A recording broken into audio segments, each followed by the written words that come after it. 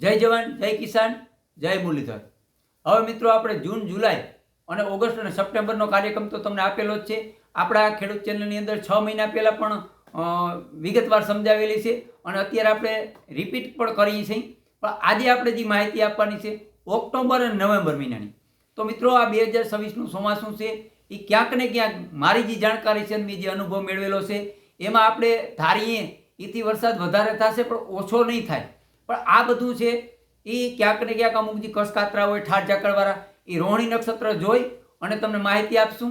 પણ આજે આપણે એટલું જે માવઠા વિશે જે તમને માહિતી આપવાની છે એ તમને બહુ મહત્વનું છે અને ક્યાંક ને ક્યાંક આગળ પણ કામ આવી શકે।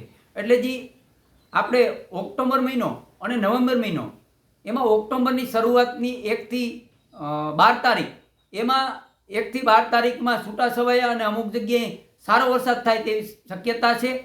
અને ઓક્ટોબરની એન્ડમાં 21 તારીખથી નવેમ્બરની 12 તારીખ સુધી અસ્તિત્વમાં ફેરફાર આવશે અને માવઠા, તીવ્ર માવઠા પણ થાય તેવી શક્યતા છે અને તીવ્ર માવઠાનો સામનો કરવો પડે તેવી પણ શક્યતા છે મિત્રો। એટલે લાંબુ માવઠું આવશે।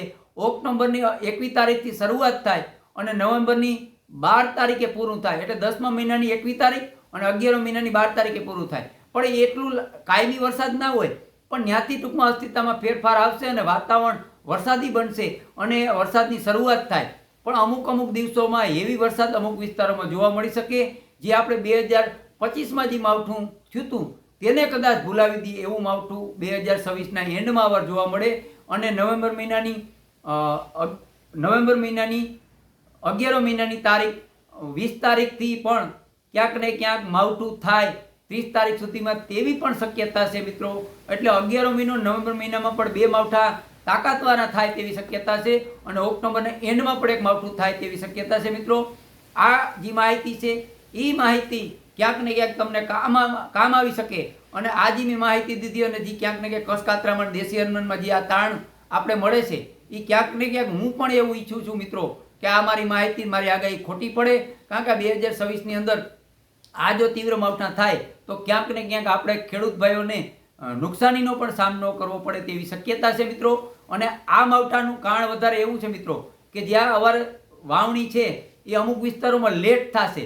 જે જૂનમાં તો સૌરાષ્ટ્ર ને કચ્છ ખાડી વિસ્તાર અને દક્ષિણ ગુજરાતમાં થાય, બીજા ગુજરાત વિસ્તારોમાં જૂનમાં છૂટોછવાયા વિસ્તારમાં વાવણી થશે।